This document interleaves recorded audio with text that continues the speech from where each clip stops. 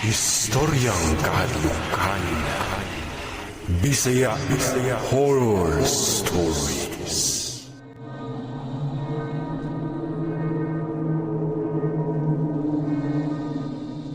Ako day si Madel. Ug kini akong istoryang gipadala sa inyo ha. Istorya kini sa ako ang bana dihang miadto sila og Maynila. Uyog sa iyang mga kauban dihang mitrabaho sila ngadto. Base ra pud kini sa mga istorya, sumala sa ako ang bana tungod sa kaagi niya, uban sa iyang mga nakaila po dito. First time to nga miadto og Maynila ang kuwang bana, way back 2003 kini nahitabo. Dili na lang kayo specific kung nasa dapit sa Maynila.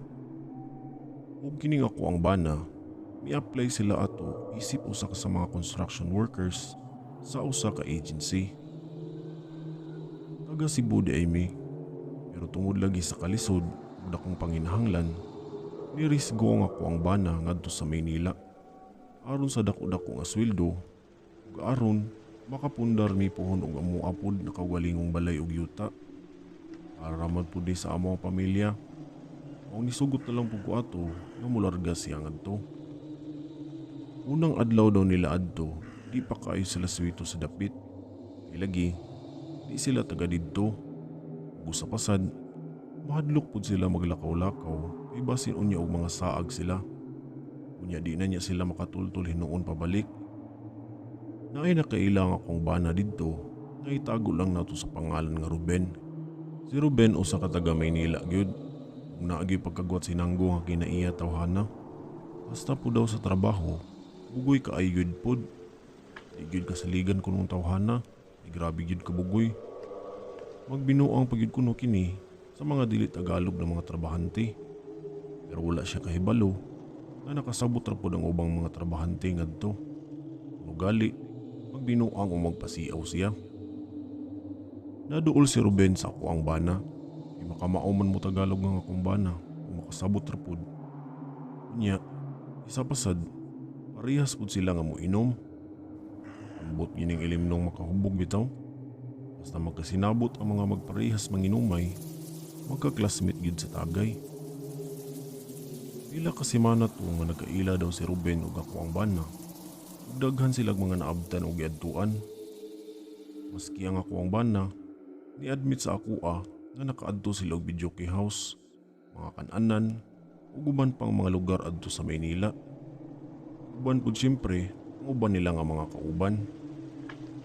Naadyo pagkakiat ni Sir Ruben, nagdiskubrihan niya na basta gali mukaon siya umuadto sa usa ka restaurant o kan-anan, kanang mga gamit sa restaurant, iyang ipangpuslit sa bag, di gali, iya kining taguan. Badlungon as in badlungon gyud. One time ni adto daw sila ang adto usa ka kan-anan. Sweldo man daw to nila ato. Ang baso sa restaurant, ituyo gyud niya og tagak aron daw mabuak. Kita gyud kaayo nila og iyon sa pagtagak ni Ruben. Apan gipalabas lang ni Ruben na natagak daw og wala natuyo nga nahulog. Perting pagkabuaka sa baso hinuon. Kung makasala na gali dayon siya, dayon ni si Ruben og gawas na murag wala alay nahitabo. Ug ang mga nahabilin, mao daw kuno'y madubag sa nabuak kung naguba ni ini nga gamit. Maong usahay wa nagiganahan mauban kang Ruben maski manghagad kini og kaon. Kay maapil man sa perwisyo ni ini. Unya, among pa sila sa sala nga di man unta angay buhaton. Kasipat lang gyud aning Ruben. Day usa ka adlaw daw ato nga nakainom sila sa usa ka bar. Na niabot daw sa punto nga si Ruben nag-amok daw dito sa sulod ug nanghagis kini didto. Unya bisan unsay makuptan niya, iyang ipanglabay. Dali-dali og gawas ang ako ang bana daw atong higayuna. Basin sila niya daw kung ipabayron sa mga damage ni ini. Kung mahala na lang sila ug unsa man gali ang mahitabo kang Ruben ato. Ako, wa gyud ko'y problema kung ako ang bana mo inom man gali. Kay balo ko, nakamao mo kontrol na ko ang bana. Usa pasad, kaila jud ko sa kong bana, kay dili gyud ingon siya nga palahubog. Uinom lang gyud siya panagsa, para pawala sa kakapoy sa trabaho. Ang ako lang, is ka nang di gyud magmaoy. Balik ta sa kang Ruben. Ug mao to nga na-charge gyud ang tanang damage kang Ruben sa iyang gibuhat. Walay nahimo ang taga didto kay hubog kaayo siya. Ug maski unsaon pa nila si Ruben, wa sila'y mahimo. Kay lagi tungod sa kahubog niini. Wa po'y kwarta nga ikabayad, kay nakiambag ra ang uban sa mga kauban. Pero walay maski isa nga miangkon kang Ruben nga kuyog atong orasan na. Nagiyahay silag pauli ato. Ang uban nilang mga kauban, ibalik na sa site ug natuog na paghuman. Nagduda gali sila ato, ay kasunod adlaw, basin di na to ka-duty sa Ruben sa site, ilang gitrabahoan. Kay basin, adto nas giamukan niya nga bar siya patrabahoon, niya walay sulduhay tungod sa iyang gibuhat. Nahibong na lang daw sila, na pagkasunod adlaw ni ana, may duty gihapon kini, nga nagngisi sulod sa site. Grabe jud kasipat tawhan na. Di mo basta-basta. Naka-decide na ako ang bana ato na di naging muuban-uban sa iyaha. Kay basin daw, maapil pa siya hinuon sa iyang gipangbuhat. Usa ka adlaw ni ana, na nagsweldo sa daw sila ato na pod. Si Ruben mihagad og pakiglaag nila. Pero walay mitando nga muuban niya, kay lagi, kibalo na sila kung unsay kinaiya. Wala lang yun mitiog ako ang bana ato, kay lagi, di siya gusto mula agpod ato. Miduol kini sa kuang bana daw, unya namugos gyud siya sa kuang bana na magkuyog daw sila. Mibaliban ang kuang bana ato, ug mipasabot na magpadala pa siya og kwarta diri sa amoa. Ting bayad man sa among balero nun nga matag bulan. Mipahawa ko ang bana ato, ug milikay kang Ruben. Ilagi, di siya kaagwanta sa kakiat niya. Puro bitaw gula gihapoy buot tawhana. Oras na to sa pangpaniod to, dihang miadto ako ang bana daw sa karinderya nga suki na nila. Nasuki ko daw kadto sa ako ang bana, kaya ang tag-iya daw kay naay kaliwat pod nga naa diri sa Cebu. Maong naanad na lang pod ang ako ang bana nga adto magkaunan. Sa pagsulod daw sa ako ang bana, nakabantay siya nga naa si Ruben adto, pilingkod. Murag hinuktok kini. May kuha na ako ang bana sa iyang order ug milingkod siya. Wala siya motopad kang Ruben, kay murag lawom kuno kayo kini gihuna-huna atong tayma. Ug giobserbaran lang gyud sa ako ang bana ang gibuhat ni Ruben. Nahibulong lang gyud ako ang bana nga si Ruben di man unta adto magkaunan atong karinderya ha. Ug dako niyang katingala gyud nga naa siya adto nakit-an og galingkod. Nagsugod nagkaon ako ang bana daw ato. Dihang nakita niya si Ruben nga nagsige daw kini og panguha og mga tinidor o kutsara. Ubay-ubayin ang kutsara nga naa sa iyang lamisa. Puro bitaw og pakaon siya daghan kaayo. Nagpadayon lang si Ruben sa iyang gipangbuhat. Mga kuang bana, kapadayon ra pud og obserbar sa iyaha.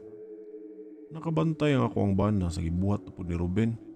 Ambot kung sa inasud na pud sa iyang utok na ang mga kutsara ug tinidor ipangbawog kini niya. Samtang ang ubang mga tao busy og pangaon ug busy pud ang uban nga mga serbidora sa karinderya ato.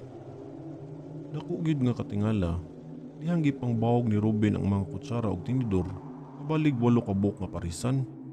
Unya dayon, milakaw kini nga murag wala lay nakakita sa iyang gibuhat. Panglingon lang ako ang bana ato sa gibuhat ni Ruben. Ug nakadungog na lang siya nga ang gahipos sa mga kananan kaya uyaw na kay tungod sa kutsara ug tinidor ang gipangbawog. Nibarog daw ang tag-iya kuno ato sa karinderya ug nangutana kung naabay nakakita kung kinsay nagbawog atong mga kutsara nila. Pila ka segundo gidto nga nananaw ang uban pang mga nangaon adto. Wala gyud mitingog kung kinsa, maski usa. Ako ang bana, wala pud motingog, bisan kibalo gyud siya nga si Ruben ang gabuhat ato. Gibahad og storya ang tag-iya sa karinderya nga gipamulong kini niya sa Bisaya. Niingon kini nga kung kinsa man gali ang nagbuhat ani, mabawog po ng iyang lawas sama sa pagbawog niya sa kutsara ug tinidor namo. Wala katapusang nadunggan sa ako ang bana ato. Medyo nang lingbawot ang pamati sa ako ang bana daw ato pagkadungog sa gistorya sa tag-iya. Kay nakasabot ba gyud siya sa gipamulong niini. Ug tan-aw niya sa hulagway sa tag-iya ato nga grabe jud kaayo kasuko. Kasuko gyud kaayo gyud. Ang lisik gyud ang ihang mga mata sa kasuko. Ug mura gyud og kapatyunon og tawo. Ang uban nga mga nangaon ato, Idali-dali na og human sa ilang kaon. Imura pud og nakuratan sa nasaksihan sa gibuhat sa tag-iya.